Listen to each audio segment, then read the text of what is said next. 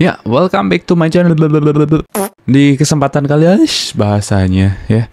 Jadi di video kali ini gue tuh mau nge-share satu hal yang menurut gue cukup penting banget buat dibahas, karena ya ini tuh kayak sesuatu yang benar-benar fundamental banget ya buat dibahas dalam ranah perkoleksian kayak gitu.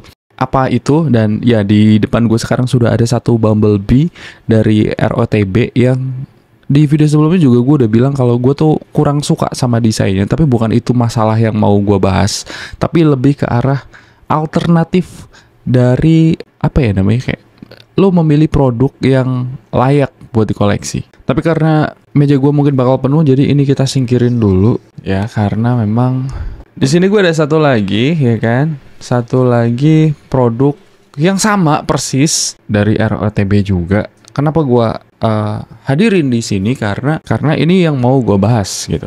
Kita buka dulu boxnya ya. Ya.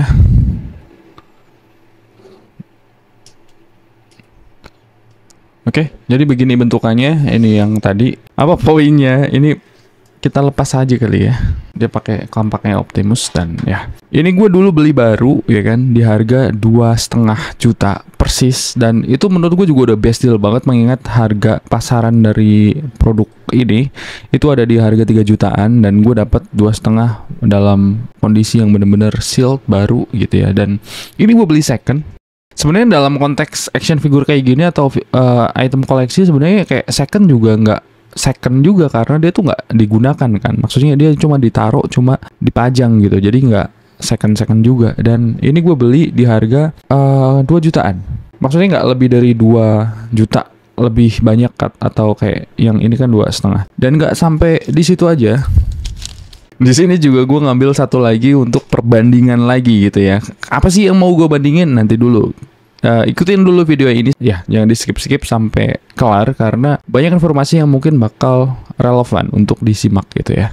Kita buka dulu yang terakhir ini. Jadi sebenarnya konteks yang mau gue bahas di sini adalah apa sih sebenarnya yang harusnya, maksudnya sepatutnya gitu ya, yang menjadi alternatif dari item-item yang layak untuk dikoleksi gitu ya. Dalam hal ini kita konteksnya ke Transformers gitu ya. Jadi belakangan ini tuh gue banyak ngeliat gitu ya, dan sepertinya memang cukup umum banget gitu. Maksudnya bahwa ketika misalnya kita ngomongin soal alternatif dari Transformers, maka ada begitu banyak brand-brand yang gue biasa bilang itu kayak brand dari gorong-gorong mana yang nggak jelas kayak gitu, dateng gitu ya, juntrungannya entahlah gimana, tapi dijadiin alternatif kayak gitu. Dan di sini gue mau nyampein satu hal yang mendasar banget soal alternatif yang benar tuh yang kayak gimana. Ini yang ada sayapnya kita taruh tengah dulu. Nah, di sini ada 3 Bumblebee. Apa bedanya? Nggak ada. Jadi semua Bumblebee ini adalah satu merek yang sama, satu tipe yang sama dari movie yang sama juga, dan dirilis dalam waktu yang sama juga. Cuman gue belinya second dan baru gitu. Yang balik lagi gue bilang kalau second di action figure kayak gini, item koleksi kayak gitu tuh nggak second juga. Beda sama ketika lu beli HP second, itu benar-benar second habis dipakai, dan ini nggak dipakai. Jadi kayak ya sama seperti baru sebenarnya. Cuman di sini ada perbedaan bahwa biasanya tuh ketika barang yang udah dibuka dari sealnya biasanya memang turun kan harganya, kecuali memang dia tuh langka, bakal lebih stabil atau naik kayak gitu. Dan karena ini memang produk yang belum lama-lama banget dan belum langka juga mungkin ya, jadi harganya bisa anjlok gitu. Dan itu yang menurut gue lebih layak untuk dijadiin sebagai alternatif. Misalnya kayak gini, ini di kasus ini gue beli di harga 2 jutaan dengan kondisi PIB, back in box, like new. Nggak ada masalah, semuanya masih jalan, semua masih normal, nggak ada yang cacat, nggak ada masalah juga. Untuk saklar di lampu sini juga enak dipencet. Bahkan punya gua yang gue beli baru justru malah saklarnya jebol gitu. Itu nggak diapa-apain, memang jebol sendirinya gitu ya. Dan ini belum lama gua ambil juga, dia di bawah 2 juta. Cuman ada minusnya. Bisa kelihatan di situ ada bagian yang coplak di sini. Ini sebenarnya udah dilem kata si penjualnya, cuman gua nggak tahu dia pakai lem apa sih, double tape atau apa sih, apa lem kertas gitu. Gua nggak tahu apa lem apa sih, tapi ini kayak lem Korea gitu, tapi ya semplak lagi, gua nggak ngerti. Dan itu masih ketolong gitu, maksudnya beda sama kasusnya Blitzwing kemarin gua yang bener-bener hancur, itu udah nggak masuk hitungan. Tapi kalau ini tuh di lem dikit aja udah beres gitu, dengan harga yang bener-bener jatuh dari harga barunya atau harga umumnya kan, kayak gitu. Belakangan ini gue ngelihat ada seller atau ya semacam kayak gitu ya, jualan produk KW dengan harga gila-gilaan. Kayak kalau 2 jutaan mungkin umum lah ya, 2 jutaan gitu umum, 1,5 juta umum. Tapi ini bisa sampai 3 sampai 4 juta, gila loh untuk satu figur KW gitu ya, yang non Transformers, namanya Deformation biasanya itu. Dan itu bukan Transformers, kalaupun dia mirip Optimus ya bukan Optimus gitu, tapi dijual di harga tuh 3 sampai 4 jutaan. Itu tuh gokil kalau menurut gue. Terus gini, banyak orang yang bilang di video gue juga sebelumnya di komen itu pada bilang bahwa nggak semua orang tuh mampu beli ori bang, kayak gitu-gitu. Yang anggapannya tuh kayak ori tuh mahal gila gitu ya.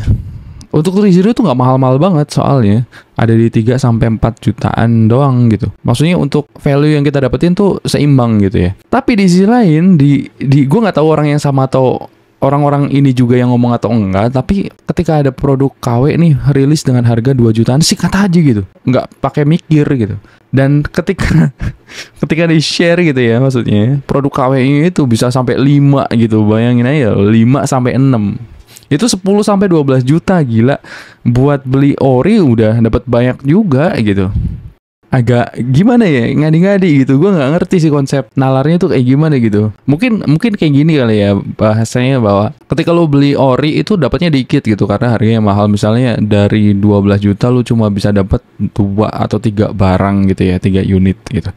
Sementara ketika lo beli KW itu dapatnya bisa sampai 5 sampai 6 kayak gitu-gitu kali ya. Yang gue juga agak bingung gitu ya. Dan gue memang dari sono gitu. Gue dari dulu tuh sempet juga koleksi beberapa yang KW kayak gitu, karena gue kebawa sama reviewer yang bilang bahwa ini worth it, ini bagus, ini layak lah, ini bagus kualitasnya apa segala macam, ketimbang yang ori tuh kayak gini gitu. Bandingannya yang masalah segmentasi pasar yang udah gue bahas di video sebelumnya. Dan ya pada akhirnya ya gue bisa lepas gitu, gue bisa move dari itu. Meskipun kemarin gue bahas terus gue dikata-katain, dihujat, dibilang gue ya kayak gitu-gitu lah ya.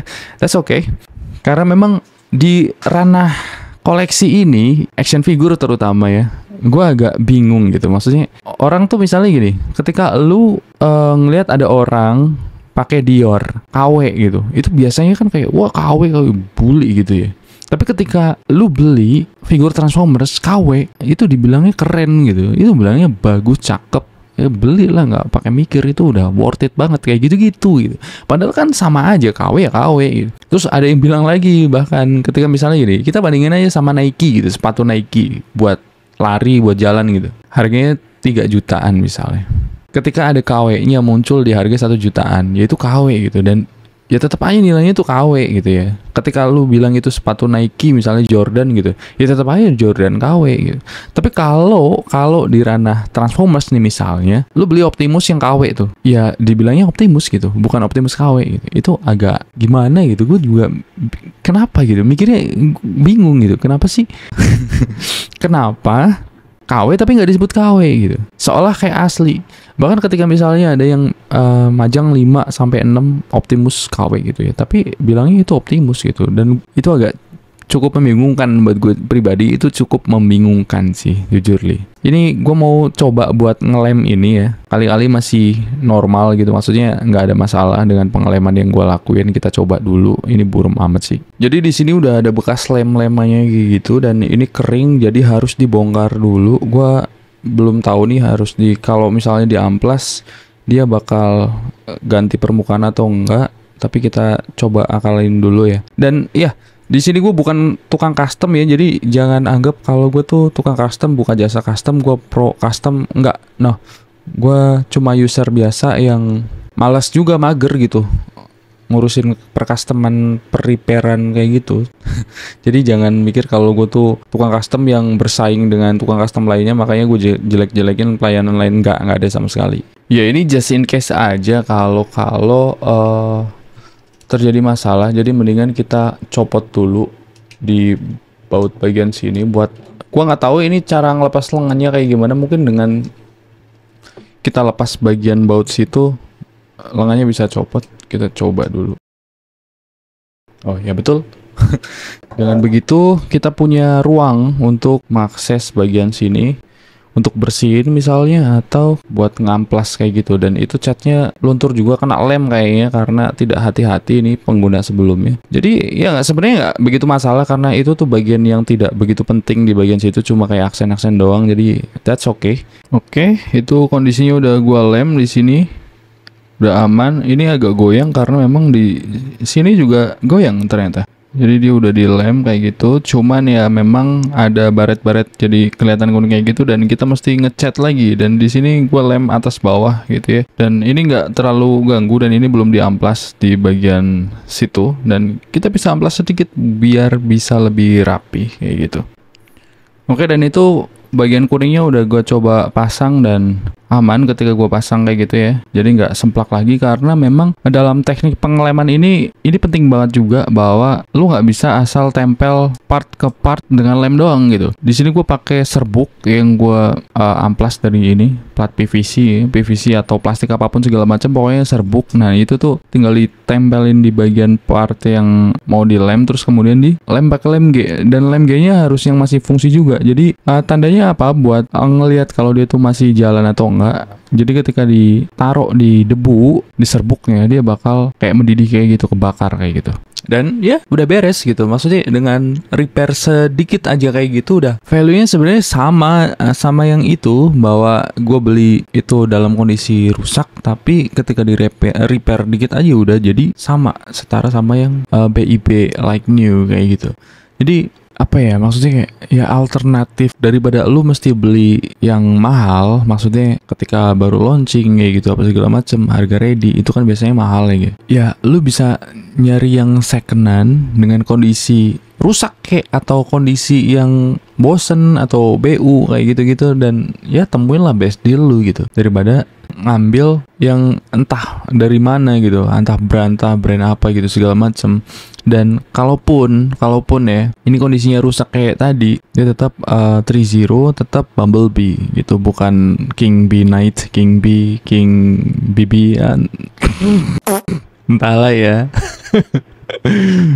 Jadi kayak gitu sih sebenarnya konteks yang mau gue bahas kayak gitu. Cuman mungkin bahasan gue agak kurang ini ya karena terlalu fokus ke repairnya. Tapi ya itulah maksudnya, intinya ke situ bahwa di sini gue ngasih gambaran tentang alternatif daripada lu berdalih bahwa harga ori mahal apa segala macam, harga ready mahal. Ya lu bisa beli yang second dengan kondisi tertentu ya kan, yang mana yang penting adalah lu tuh tahu apa yang lu beli gitu. Ini yang kocaknya adalah bahwa ada begitu banyak gitu, mungkin ya gue nggak tahu berapa jumlahnya, tapi nggak sedikit juga bahwa orang tuh nggak tahu beli barang itu, dia nggak tahu kalau itu KW atau enggak gitu.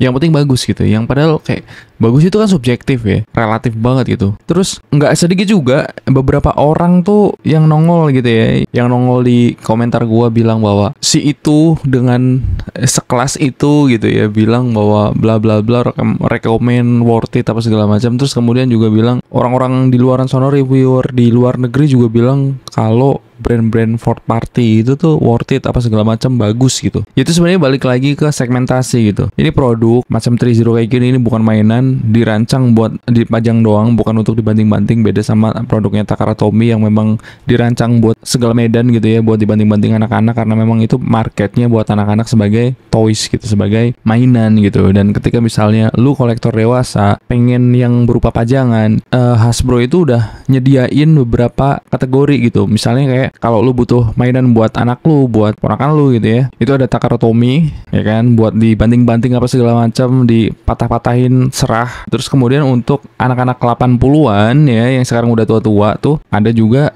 MPM atau Masterpiece Movie apa segala macam yang kayak gitu-gitu, yang nawarin nilai nostalgia gitu, karena dia tuh mempertahankan sisi transformnya. Terus kemudian untuk yang suka model kit ada trumpeter gitu ya. Dan untuk yang bisa dimainin dan dipajang juga, lu bisa gacha-gacha juga, ada blokis. Terus kemudian yang acak adut gitu ya, tapi gede, itu ada Yolopak ya kan. Yang model kit juga ada tuh Yolopak, cuma ada 2 doang. Terus ada yang IS juga tuh yang gede banget 65 cm, itu ada Yolopak kayak gitu ya. Terus kemudian yang cuma pajangeable doang ada Trizero kayak gitu-gitu.